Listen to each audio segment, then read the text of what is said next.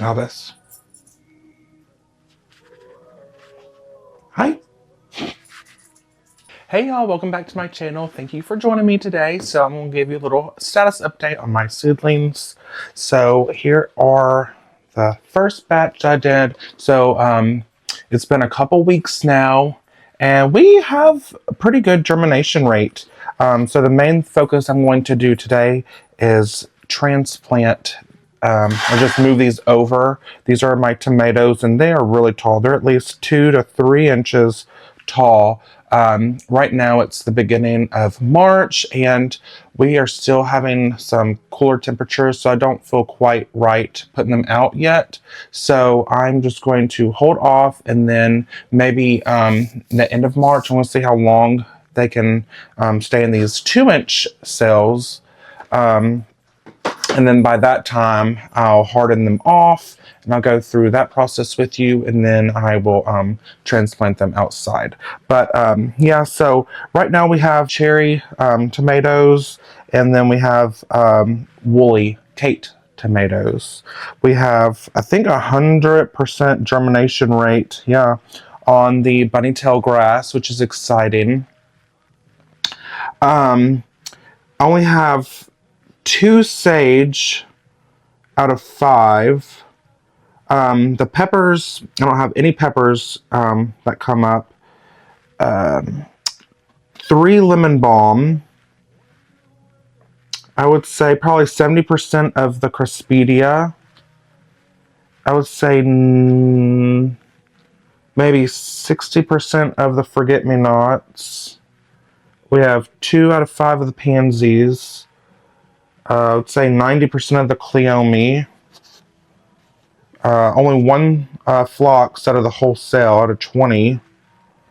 We have a lot of basil. No, I guess it goes 3 out of 5 basil. And almost, maybe we have 13 out of 15 Tweedia.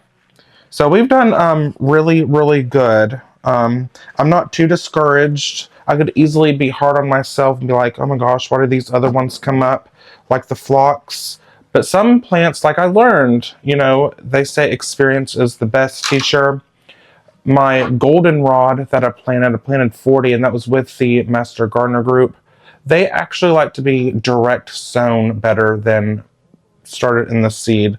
So I'm not going to be too hard on myself. It happens. I need to be proud of what that has come up, and I have some seeds, so like the phlox, I can always direct sow those, and I'm actually going to do that maybe in another video that's coming up.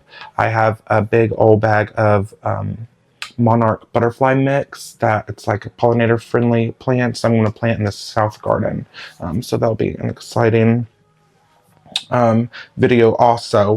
But yeah, so what I'm going to do today, I have these tall tomatoes that are going to go in this 2-inch container. So I'm just going to prepare my soil. I have another bag, and this is what I use. I use the Jiffy natural and organic seed starter mix, and that's amended with green phosphate sand and compost. Phosphate, you have to think, is good for root growth. So it's good for the development of the seedlings. Now, since the seedlings are about 2 inches, I'll probably start integrating my fish fertilizer, which is 511 right here. And you can just get that anywhere, but that's what it looks like. And then, and also thing, if you want, in addition to this, that's really good for the plants, good for nitrogen, which is good for green growth. It's an essential nutrient for photosynthesis. And then the potassium, obviously the roots are pretty good, and then the potassium, we don't really need flowering right now. That's really harsh. It could burn the little seedlings. So once they're in the ground outside, then I'll start doing a little bit like water soluble fertilizer, or even like the slow release or time release pellets.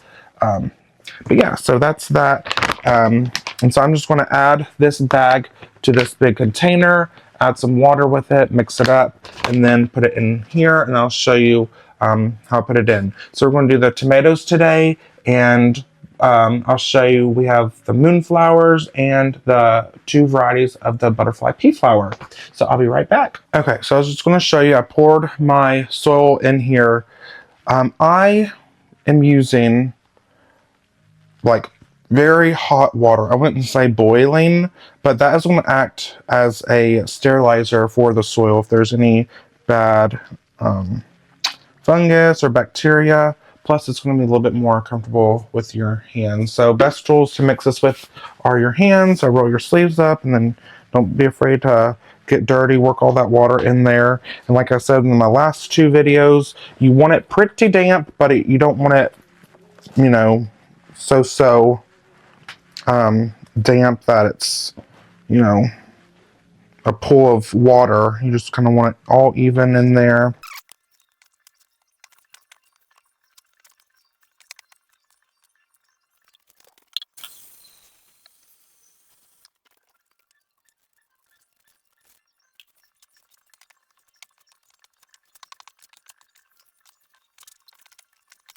So I'm going to just show you.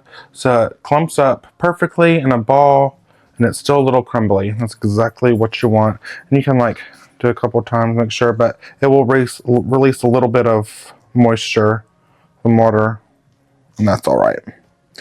So what I want to do, I'm going to fill this 2-inch container up, and this is has 15 cells.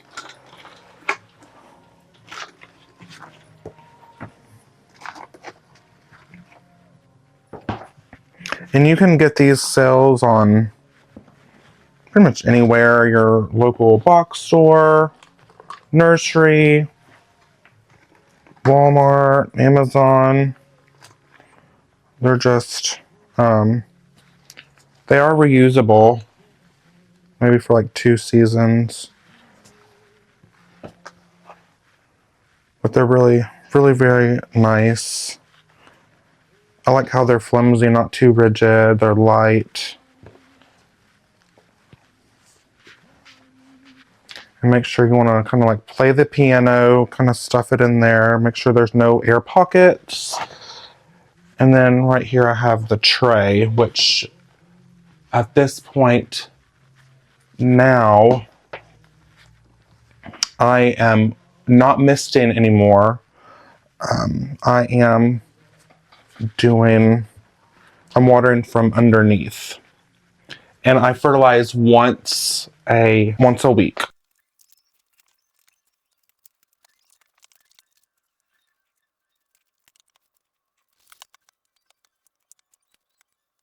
Okay, I have a perfectly packed tray.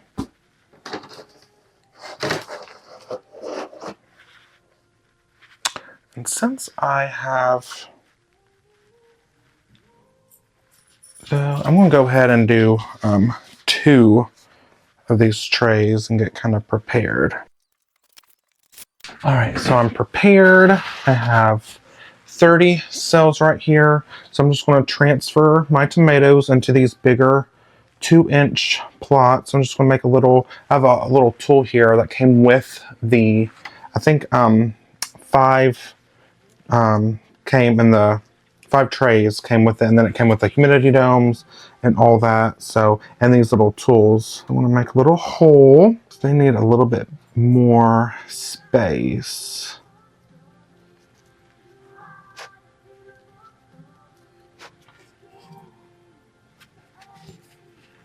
All right.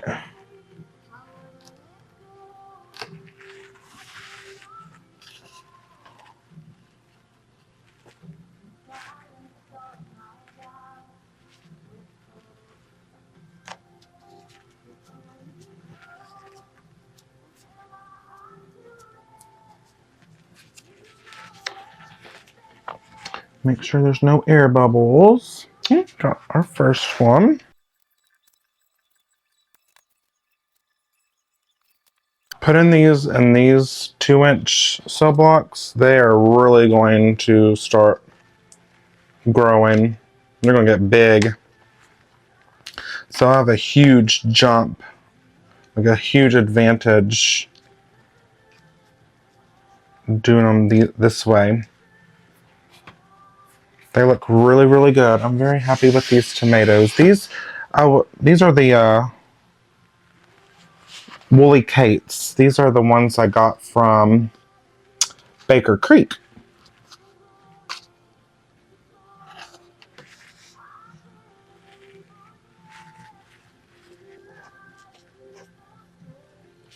So I'm just going to continue putting my tomatoes, transferring them into my little 2-inch. And just because these cells, I skipped watering these for 2 days just so they would dry out. That way, because this new soil is very damp, I thought it would help the roots be like, oh, there's moisture, and it'd help, the roots want to grow out. So that was another little technique I'm going to try, see if that works. I'm debating on still if I want to water from the top just the first time, because I really don't want them to dry out, because the roots aren't down there yet, but they're pretty wet.